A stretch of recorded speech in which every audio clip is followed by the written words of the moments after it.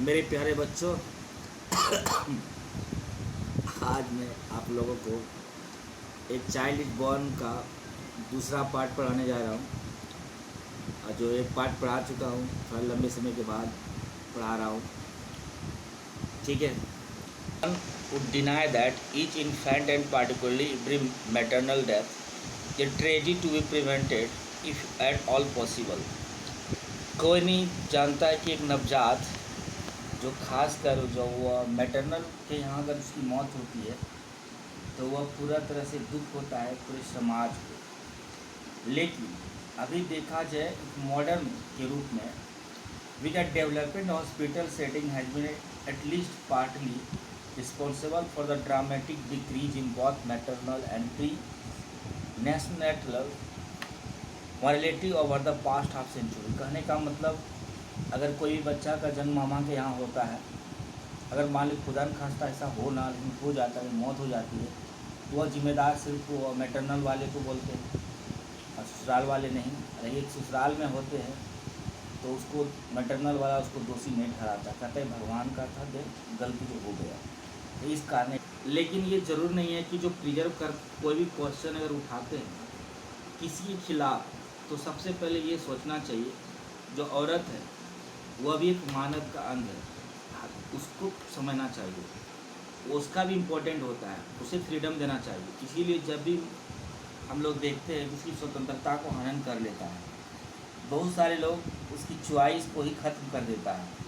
ये मैं नहीं कह रहा हूँ, ये किताब में ये किर्चनर, शीला और जॉन एवी डिवाइस ने ए प्लेस ऑफ बर्थ में छपा है लंदन में, उसी से कहानी उठा के लिया गया है। आप देखिएगा बहुत सारे सोसाइटी में जो औरत होती है वह अधिकतर माँ के घर ही चुनती है, क्योंकि जब वह शादी होता है ससुराल चली जाती है और किसी के पत्नी हो जाते हैं, उसके पति होते हैं, तो हमेशा वह ये चुनता है कि वह चाहता अपने पति के साथ ही रहे, तो अपनी माँ को धीरे धीरे भूल जाती है। तो औरत भी हमारे परिवार का मेंबर तब तक नहीं होता है जब तक वो एक बच्चे की माँ न बन जाए। एक लड़की जो हमारे एक परिवार दूसरे परिवार में आते हैं और तब तक हमारे घर के मेंबर नहीं बन सकते हैं जब तक वो एक बच्चे की माँ न बन जाए।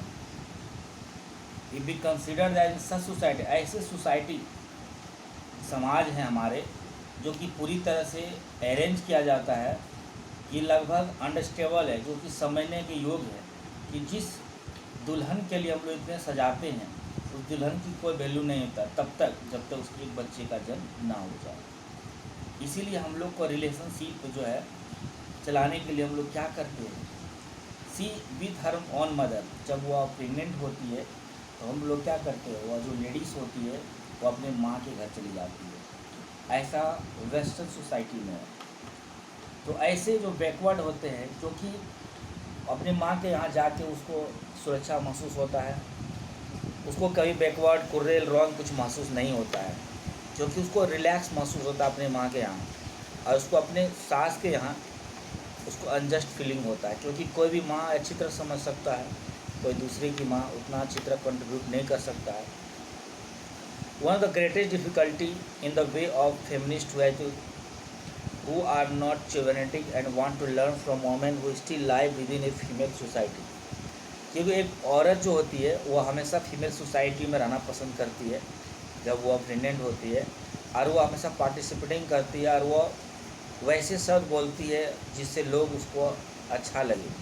सरकार भी आजकल देख सकते हैं, government told that they had given up going to international conference, even the trees were tremendous that because they were tired of being told about the own interest of being consulted। तो औरत लोग को भी कहने का मतलब उसको सब अधिकार दिया गया है, उसको बहुत सारा चीज़, उसको विशेष सुविधा भी दिया गया है ताकि वह अच्छी तरह से आगे बढ़ सके। लेकिन फिर भी जो एक जब शादी होती है तो उसके बाद उसकी लड़की का स्थिति बहुत कंडीशन, कहने का मतलब है ख़राब हो जाता है, तो उसको अपने माँ के घर छोड़कर अपने पति के घर जाना पड़ता है, अपनी पति को माँ को अपनाना पड़ता है, अपना यहाँ तक कि अपना नाम भी खोना पड़ता है। आगे देखिए, हम लोग बात करें वेस्ट का, तो जो वोमेन है अपना नाम खो देती है जब वह बच्चे को जन्म होता है और उसे माँ को संबोधित करने लगता है उस बच्चे के नाम से। जैसे कि मान लीजिए किसी को बच्चा हुआ, वो जब बड़ा हो गया तो उस बड़ा क्या, छोटे में ही वो उसका नाम ख़त्म, बस उसके बच्चे के नामकरण बुलाएगा। जैसे कि मान लीजिए किसी का कुछ नाम है तो उसी के नाम से उसको बुलाएगा। तो इस प्रकार ये जो प्रोटेस्ट करना चाहिए, जो ओमेन का लैंग्वेज होता है वो ख़त्म हो जाता है। पति का नाम लेना पाप होता है शादी के बाद। शादी के बाद देखिएगा समाज में पति का नाम नहीं लिया जाता है। बहुत सारे ट्रेडिशनल सोसाइटी में रिलेशनशिप में माँ और बच्चे ही सबसे महत्वपूर्ण हो जाते हैं। माँ कभी भी मतलब पति जो है पत्नी का नाम ले या ना ले कोई फ़र्क नहीं पड़ता, लेकिन पत्नी पति का नाम नहीं ले सकता है, और वह हमेशा बच्चे के नाम से ही जाना जाता है। इस प्रकार बच्चे का रिलेशनशिप जो है ज़्यादा इम्पोर्टेंट हो जाता है जब एक किसी औरत का एक बच्चे के जन्म के बाद होता है। बहुत सारे समाज में ये सारे कंडीशन रिलेशनशिप हमेशा चलते रहता है। हम लोग एक्सपेंस करते हैं अपने माता पिता से।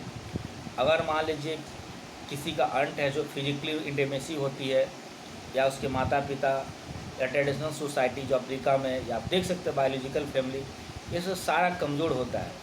लेकिन फिर भी हम लोग एक सेपरेशन करते हैं। हम लोग समझते हैं जो बच्चे का जब जन्म होता है तो उसके माता पिता हमेशा उसको देखभाल करने के लिए पूरा परिवार को एकजुट करते हैं ताकि बच्चे को जन्म अच्छा हो। और जब तक बच्चे का जन्म नहीं होता तब तक उस लेडीज़ का केयर बहुत करता है। जैसे जन्म हो जाता है तो उसकी वैल्यू थोड़ा कम हो जाती है और बच्चे की वैल्यू ज़्यादा बढ़ जाता है और बच्चे के नाम से जाने लगता है। बच्चों, आज मैं पार्ट 2 आप लोगों को ख़त्म किया। पार्ट 3 में फिर कल पढ़ाऊँगा। Okay, bye.